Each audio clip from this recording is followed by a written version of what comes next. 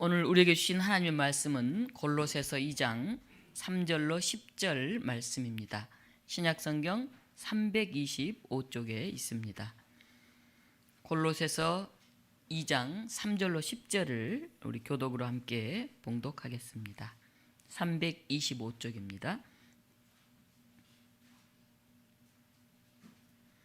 그 안에는 지혜와 지식의 모든 보화가 감추어져 있느니라.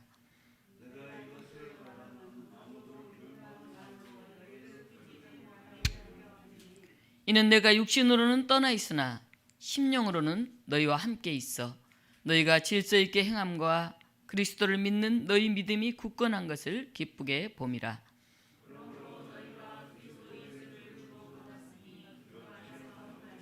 그 안에 뿌리를 박으며 세움을 받아 교훈을 받은 대로 믿음에 굳게 서서 감사함을 넘치게 하라.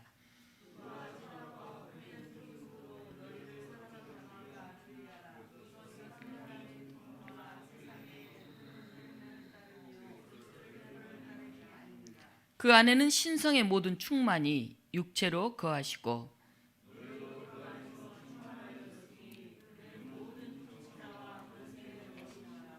아멘. 오늘 이 본문을 가지고 드러난 신비라는 제목으로 하나님의 말씀을 증언합니다.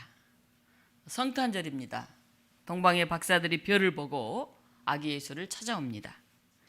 오늘날로 하면 천문학자들일 거라고 그렇게 생각을 합니다. 별을 보고 연구를 하는 거죠. 어디에 위대한 성자가 태어나는지, 어떤 일이 일어나는지. 그런데 오늘 한국 서울에 온다면 아마 예수님을 찾기 어려울 것입니다. 왜냐하면 우리나라 서울 등 도시에서는 별을 볼 수 없기 때문에 그렇습니다. 밤에 별을 볼 수가 없어요. 어디 가야 볼 수 있죠? 하늘의 별 어디서 봅니까? 네, 어디서 보는지 잘 모르시는군요. 네. 외국인이 한국에 와서 깜짝 놀라는 것 중에 하나가 있는데 밤에 이렇게 서울 거리를 나가는데 너무 휘황찬란한 거예요, 도시가. 외국에서는 이렇게 밤에 밝은 도시가 거의 없다고 그럽니다. 그래서 불빛이 너무 화려해서 형형색색으로 우와! 그리고 너무나 감탄하고 놀랍니다. 다 깨어있죠. 그 형형색색한 휘황찬란함에 24시간 놀 수 있는 곳들이 있고요. 또 음식을 시킬 수 있는 곳이 너무도 많습니다. 밤새 이렇게 휘황찬란하고 깨어있는 것, 이 밝은 불빛, 이게 다 좋은 것은 아니죠. 너무 밝은 빛에 우리가 밤새 있다 보면 잠을 잘 수가 없지 않습니까? 그리고 밤을 지새우다 보면 그때는 좋아하는가 싶은데 우리 생체 리듬이 깨져서 낮의 활동을 방해하곤 합니다. 오늘 첫 번째 말씀은 감추어진 보화입니다. 그 밝고 반짝이는 별들은 다 어디로 갔을까요? 어디에 가면 볼 수 있냐고 제가 알려드리겠습니다. 시골에 가면 볼 수가 있습니다. 불빛이 별로 없는 캄캄한 곳에 별이 반짝입니다. 그러면 도시에는 별이 없을까요? 별이 있습니다. 그런데 보이지 않습니다. 왜냐하면 빛 공해 때문이라고 그럽니다. 빛이 너무 밝으니까 이 상업시설 조명이라든지 옥외 조명 때문에 직접 밤에 떠 있는 별을 우리가 볼 수가 없습니다. 심지어는 이런 휘황찬란한 이 빛들은 철새들의 이동을 방해하기도 한다고 합니다. 인간이 만든 인위적인 것들, 화려하고 휘황찬란해 보이는 이런 빛들이 정작 하늘을 아름답게 만드는, 그리고 보고 싶었던 그 별은 우리가 볼 수 없다는 것입니다. 동네 절에만 식료품 가게가 하나 생겼어요. 그래서 잘 됐다 하고 야채를 사다 보니까 이 동태포가 있어요. 야, 오랜만에 동태전을 한번 만들어 먹어봐야 되겠다. 그리고 그 포를 사가지고 왔습니다. 계란을 풀고 나름대로 이제 그렇게 어려운 건 아니지만 요리를 해서 동태전을 만들었어요. 근데 먹으니까 동태 맛이 하나도 안 나요. 맛소금을 얼마나 쳐놨는지 그냥 맛이 짠지 이상하고 생선 맛이 나질 않아요. 양념을 많이 넣으면 본래의 재료 맛을 잃게 되죠. 그래서 본연의 그 채소, 생선, 그게 아닌 조미료 맛에 사람들이 길들여집니다. 그럼 나중에는 조미료를 넣지 않는 그냥 그대로 요리한 음식은 너무 밍밍하다고 먹지를 못해요. 요즘 젊은 사람들은 너무 막 맵게 만들어가지고 뭐 불닭 떡볶이 뭐 제가 저번에 한번 먹고 죽을 뻔했어요. 불닭 오뎅 떡볶이가 있더라고요. 그래서 매워봤자 좀 매운 걸 잘 먹는 편이고 얼마나 매울려 되고 딱 한 입 넣었는데 입에서 불이 나는데 정말 못 먹겠더라고요. 그 너무 힘들었어요. 가짜 빛이 진짜 빛을 보지 못하게 만들고 가짜 맛이 진짜 음식 맛을 가리는 시대에 살고 있습니다. 그래서 이런 시대에는 별이 보이지 않아 예수님을 찾기가 어렵습니다. 우리의 눈을 가리우는 이런 휘황찬란한 인공적인 인위적인 가짜 빛들을 다 거두어내야 아무것도 없는 캄캄한 그런 시골에 가야 비로소 하늘의 별을 보고 예수님을 찾아갈 수 있을 것입니다. 그런데 사실 진짜 귀한 것들은 잘 드러나지 않아요. 대부분 감추어져 있어요. 그러니까 귀하죠. 때문에 보이지 않는 것을 보기 위해서는 우리가 더 많은 노력이 필요하죠. 사람의 마음도 어떻습니까? 잘 안 보이잖아요. 겉으로는 웃고 있는데 속으로는 울고 있는 사람들도 있잖아요. 그래서 잘 드러나지 않는 것을 이해하려면 시간과 정성이 필요합니다.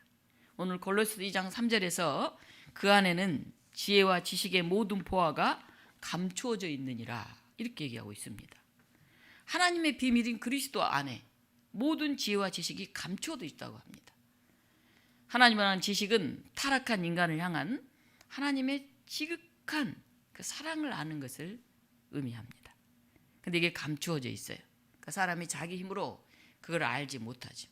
하나님의 은혜로 그게 드러난다 하는 것입니다. 우리의 신앙을 흔드는 4가지 요소가 있습니다.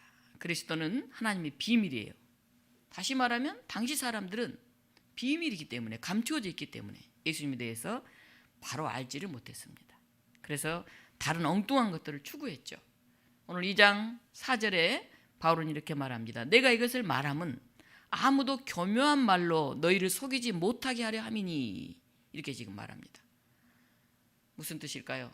교묘한 말로 사람들을 속이는 다양한 것들이 가득하다 그런 뜻이죠. 바울은 감옥에 갇혀 있습니다. 그런데 에바브라가 찾아왔습니다. 그래서 바울 선생님, 우리 골로새 교회가 지금 힘들어요. 좀 좋은 말씀을 처방을 좀 내려주세요. 부탁을 합니다. 에바브라는 에베소에서 바울이 복음을 전할 때 그 복음을 듣고 개종해서 그리스도인이 된 사람입니다. 그런데 그가 고향인 골로새로 돌아가서 거기에서 세운 교회가 골로새 교회일 것이라고 그렇게 주장을 합니다. 바울이 직접 가보지 못한 교회가 있는데 로마 교회가 그렇습니다. 가보지 못하고 편지만 써서 보냈어요. 그리고 오늘 이 골로새 교회가 그렇습니다. 바울이 그 교회를 가본 건 아니에요. 단지 자기에게 복음을 들은 이 에바브라가 세운 그 교회 너무 힘들어요. 좋은 해결책을 좀 주세요. 그래서 거기에 대한 글을 써서 보내는 것입니다. 거짓 교사들이 교묘한 말로 교인들을 속이고 있다고 한다는 것입니다. 주로 유대교와 영지주의를 말하는데 에바브라가 너무 속상해서 왜 이렇게 됐을까요? 왜 이 시절 사람들은 그런 것만 믿을까요? 그리고 바울에게 자문을 구합니다. 교묘한 말은 어떤 말일까요? 굉장히 설득력 있는 말입니다. 그리고 잘 꾸며진 논증이에요. 그럴싸해요. 들으면. 그러니까 오히려 이단들이 더 사람들을 따뜻하게 하고 많이 다가가기 때문에 요즘 이단에 많이 빠져요. 저희 집 바로 위에 하나님의 교회가 있는데 요새 거기 보면 젊은이들이 굉장히 많이 이렇게 몰려 나와요. 그러고 보면서 굉장히 제가 마음이 아플 때가 있어요. 즐거워요. 그들의 모습을 보면. 근데 그게 올바른 교리가 아니라는 것을 그들은 지금은 잘 알지 못하죠. 거짓 교사들은 그리스도인들을 미혹해서 그리스도를 떠나게 하려고 자기가 알고 있는 그럴듯한 것을 가지고 궤변으로 진실처럼 속이고 사람을 현혹합니다. 진리가 아닌 거짓된 것들이 더 화려해요. 그리고 더 달콤해요. 그래서 그럴듯하게 들리죠. 당시 골로새 교회의 신앙을 흔드는 3가지 요소 중에 하나는 세상의 지식과 학문입니다. 오늘날로 말하면 굉장히 과학적이고 이렇게 그런 것들이죠. 근데 지금 우리 눈으로 보면 아주 유치하고 말도 안 되는 것들이에요. 그 당시 사람들은 그걸 대단하게 여겼죠. 그 중에 하나는 천사 숭배예요. 천사들을 달래고 회유하려고 막 그 방법, 그 지식을 막 추구했어요. 그래야 천사들한테 좀 복을 받잖아요. 또 하나는 점성술입니다. 점성술은 인간의 운명과 출생이 별들에 의해서 좌우된다고 믿는 것이에요. 예수님 탄생 때도 그랬고 그 이후에도 그렇고 점성술이 굉장히 성행했죠. 그래서 별점을 쳐주는 그런 장사가 유행을 했습니다. 대단한 전문가라고 믿는 세상의 지식이 사실은 초등학문같이 유치한 단계의 학문이라는 거예요. 지금 우리가 보면 아이고 무슨 천사를 숭배하고 무슨 별점을 치고 그래. 근데 그 당시 사람들은 그게 대단한 세상의 지식과 학문이었습니다. 박사라고 해서 다 아는 게 아닙니다. 사실 구멍 하나를 깊이 파고 그걸 연구했을 뿐이에요. 어떻게 보면 옆에 있는 걸 오히려 더 몰라요. 너무 그걸 깊이 하니까. 그리고 이게 아니라 그러면 이 사람들은 막 화를 내요. 그래서 자칫하면 구멍 하나를 파놓고 굉장히 교만해지기 쉽습니다. 근데 우리 사회는 박사라고 사실 이름표를 붙여야 활동하는 그런 시대를 살고 있잖아요. 배움이 짧다고 또 너무 주눅들 필요도 없어요. 우리 눈앞에 있는 화려한 것들을 다 걷어내고 나면 맑고 순수한 그 마음, 사랑의 마음으로 사람들을 볼 수가 있어요. 거기에 진실이 있어요. 이러한 사람들이 훨씬 더 하나님을 가까이 만날 수 있어요. 우리는 진짜 별을 가리는 화려한 빛들을 걷어내고 참 별빛을 보면서 예수님을 찾아가서 만나야 합니다. 두 번째 골로새 교회는 율법주의, 금욕주의, 유대교의 배경이죠. 민족적, 가문적 이런 배경이에요. 유대인들은 먹지 말아야 할 음식이 있죠. 지켜야 할 절기가 있죠. 할례를 꼭 받아야 되죠. 그래야 이 유대교 하나님이 사랑하는 사람들이 되죠. 오늘도 우리가 그렇잖아요. 전통 이거는 꼭 지켜야 돼. 관습 이렇게 살아왔어. 그 다음에 뭐 인종 나는 뭐 우리 대한민국 사람이야, 남자야, 뭐야 이렇게 자기를 따지잖아요. 그리고 자기가 가지고 있는 그걸 강조하잖아요. 바울은 이것을 넘어서서 땅끝 사람들에게까지 보편적인 하나님 나라의 복음을 전하려고 했어요. 그래서 이방인이냐, 여성이냐, 외국인이냐 이런 걸 중요하게 생각하지 않았어요. 그래서 이런 질서, 이런 전통, 이런 배경을 강조하는 것, 그건 복음의 진리에 어긋난다고 바울은 그렇게 얘기합니다. 세 번째로 신비주의예요. 신비주의. 신비주의는 굉장히 좋은 것 같잖아요. 사실 신앙인들은 늘 신비로움을 추구하고 신비로움이 필요합니다. 그러나 당시 영지주의라고 하는 그런 사상은 육신의 삶을 부인했어요. 영적인 어떤 대단한 지식 이런 것만 추구했습니다. 그래서 예수님의 성육신도 부인했어요. 어떻게 예수님이 사람의 몸을 입고 이 추한 사람의 몸뚱이를 입고 오느냐? 하나님처럼 거룩하신 그분이지. 사람의 몸을 천하게 생각하면 두 가지에 빠지게 되는데 하나는 이 천한 몸 이거 몸 아무것도 아닌가 하고 몸을 아무렇게 굴려요. 그러니까 방종하고 방탕한 그런 삶을 살게 되죠. 전혀 그 반대 경향이 하나 있는데 이 몸 이거 아무것도 아니고 죄만 가져오게 만드는 이 몸을 쳐서 우리 영만 더 깨끗하게 해야 돼 하고 막 몸을 막 학대하고 막 심지어 고난주간 이럴 때는 자기 몸을 막 찌르고 막 금식을 하고 하면서 정신만을 맑게 하려고 그렇게 노력을 했습니다.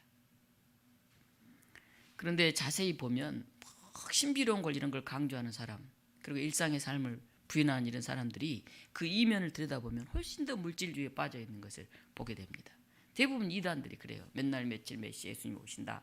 뭐 세상의 삶이 중요하지 않다. 이런 얘기를 하는데 그 이면에 들여다보면 돈이라든지 권력이라든지 그런 걸 훨씬 추구하고 있는 그런 모습을 봅니다. 우리가 이 세상에 사는 한 우리의 몸을 부인할 수가 없어요. 몸이 건강해야 마음도 건강해져요. 몸과 영혼은 동떨어진 것이 아니에요. 세상에 삶이 없는 하나님 나라는 그건 공허한 거예요. 열심히 최선을 다해서 이 땅에 살아낼 때 하나님 창조한 이 세상을 아름답게 갖고 갈 때 거기에 하나님의 나라 그 복음이 온 땅에 임하는 것이죠. 또 우리가 그 나라를 소망할 수 있는 것이죠. 성경에 나오지 않는 한 가지를 더 추구한다면 현대인들에게 그거는 만모니즘, 물질주의입니다. 돈이 사람보다 생명보다 하나님의 창조 세계보다 더 귀하게 여기는 그런 것을 말하죠. 돈은 물론 소중합니다. 자본주의 사회 우리가 살기 때문에 돈을 무시할 수가 없어요. 그래서 열심히 벌고 잘 관리해야 됩니다. 그러나 물질 우선주의에 서지 않도록 끊임없이 내 욕심을 내려놓는 경건 훈련을 해야 돼요. 이건 기도만 가지고 되는 게 아닙니다. 내 것, 내 시간, 내 정성 그것을 내놓고 나누는 삶이 훈련되지 않으면 결국은 다 이기적이고 자기중심적인 욕망에 따라 사는 존재로 돌아가게 됩니다. 그래서 많은 교회에서 사랑을 얘기하고 많은 것들 얘기하지만 결국은 굉장히 이기적으로 변해가는 그런 모습을 볼 수가 있습니다. 인간에게 탐심은 태초부터 있었어요. 이 욕심, 더 갖고 싶고 자기의 것으로 만들고 싶고. 아담 선악과를 따먹었잖아요. 부족한 게 없었는데. 바울은 8절에서 다시 강조합니다. 누가 철학과 헛된 속임수로 너희를 사로잡을까 주의하라. 이것은 사람의 전통과 세상의 초등학문을 따르는 것이다. 그리스도를 따름이 아니다. 학벌, 가뭄, 전통, 물질 그 모든 것보다 그리스도를 따라야 한다고 바울은 말합니다. 마지막 세 번째로 주님만으로 충만합니다. 그리스도 안에는 하나님으로 충만합니다. 그리고 우리는 예수님으로 충만해져 갑니다.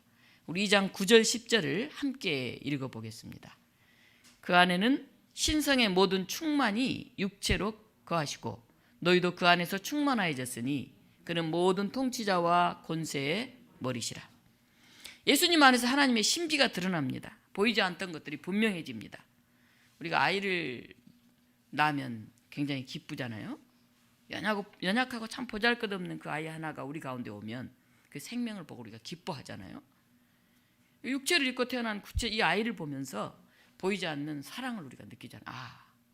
배우자와의 사랑을 이 아이를 통해 느끼잖아요. 또 이 연약한 아이 생명을 통해서 희망을 보잖아요. 지금 굉장히 힘든데 어려운데 내 아이만은 이렇게 자라기를 원하는 그런 기대와 바람이 있잖아요. 그래서 이 아이를 통해서 우리는 미래를 꿈꿉니다. 생명은 신비죠. 보이지 않는 사랑을, 희망을, 미래의 꿈을 구체적으로 보이는 것으로 마음에 품게 되죠. 성탄절입니다. 바로 예수님이 우리 안에 생명의 신비로 오셨습니다. 오늘 말구에 누이신 아기 예수님을 만날 수 있는 여러분들이 되시길 바랍니다. 그래서 예수님을 통해서 보이지 않던 하나님의 사랑을 직접 느끼고 하나님 나라를 소망하고 확연하게 그 마음을 품으시길 바랍니다. 어떤 나라 왕과 왕자가 깊은 산으로 사냥을 떠났습니다. 그런데 그만 왕자가 발을 헛디뎌서 낭떠러지에 굴러 떨어졌어요. 상처를 입고 꼼짝하지 못하고 신음하고 있던 왕자를 한 나무꾼이 발견하고 자기 집으로 데려가서 정성껏 간호하고 돌보았습니다. 왕자가 몇 달간 소식이 없어요. 어디로 갔는지 찾을 수가 없어요.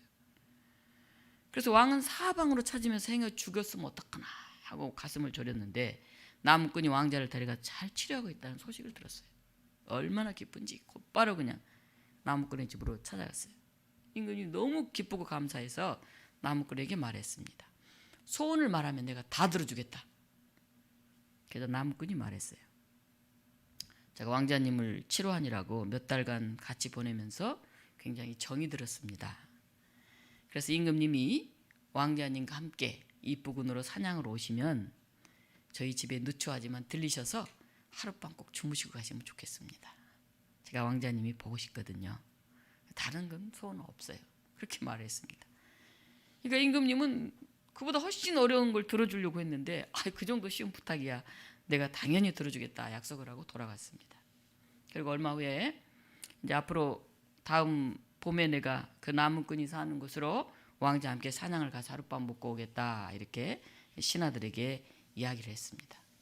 그러니까 신하들이 나무꾼이 사는 곳으로 막 달려갔어요. 그러니까 그 길이 좁아가지고 왕의 행렬이 들어가기 너무 어려운 거예요. 그래서 길을 새로 닦았어요. 신장로를 새로 놓은 거죠. 왕이 들어갈 수 있도록 말을 타고 제대로. 그러고 보니까 나무꾼이 사는 집이 너무 누추해요. 왕과 왕자가 거기 머물기에는 참 안 될 것 같아요. 그래서 그 옆에 왕과 왕자가 머물 집을 하나 짓고 그 안에 멋진 가구로 채웠습니다. 그리고 왕자와 왕이 하룻밤 먹으려면 또 먹고 마실 수 있는 음식을 장만해 놨어요. 나무꾼은 딱 한 가지를 구했어요. 왕자의 얼굴을 보고 싶습니다. 그래서 1년에 몇 번이라도 좋으니 얼굴을 보여주시고 하룻밤 저하고 잘 수 있게 해주세요. 너무 정이 들어서 그렇게 말했을 뿐인데 임금님과 왕자가 오니까 모든 것이 덩달아서 따라왔습니다. 바로 그렇습니다. 오직 주님 한 분만으로 우리 삶은 충만해집니다. 온전히 예수님을 모시고 있으면 우리 마음에 근심이 사라집니다. 마음이 든든해집니다. 미운 사람을 용서하게 됩니다. 그래서 기쁘고 소망이 넘쳐나고 관계가 좋아집니다. 성탄절 하나님의 신비이신 예수 그리스도께서 우리 가운데 강림하셨습니다. 전에는 하나님의 작정 속에 머물러 있던 하나님의 비밀이 이제 그리스도 안에서 온 세상에 나타났습니다. 이 드러난 신비, 우리 안에 오신 예수님을 알아보면서 우리 다 함께 큰 소리로 감사와 찬양을 드립시다. 이 놀라운 기쁜 소식이 메아리되어서 우리 교회에 이 땅 곳곳에 울려 퍼질 수 있도록 너무 화려한 빛들, 너무 간이 많이 된 그런 양념들을 다 걷어내고 그 소박함, 그 순수함을 맛볼 수 있는, 그 말구유에 누인 아이를 찾을 수 있는 그런 맑고 깨끗한 마음을 간직한 우리 독립문 교우들이 되시기를 주님의 이름으로 축원합니다. 좋으신 하나님, 별빛도 보지 못하고 있는 그대로 순수한 것들의 멋을 알지 못하는 세상에 있습니다. 모든 것이 만들어지고 인공적이고 인위적인 것들로 가득합니다. 우리는 길을 잃었습니다. 그 마구간을 찾을 수가 없습니다. 하나님께서는 사랑으로 그 신비를 드러내셨사온데 우리가 그 그러한 신비를 보지 못합니다. 그 모든 것들 너무 밝아서, 너무 많아서, 너무 풍부해서 닫혀져 있었던 우리의 마음을 열고 눈을 뜨고 모든 것을 걷어낸 그곳에서 말구의 아기를 발견하게 하여 주시옵소서. 사랑으로 우리 가운데 오신 오직 그 한 분만으로 충만한 예수 그리스도 이름으로 기도하옵나이다. 아멘.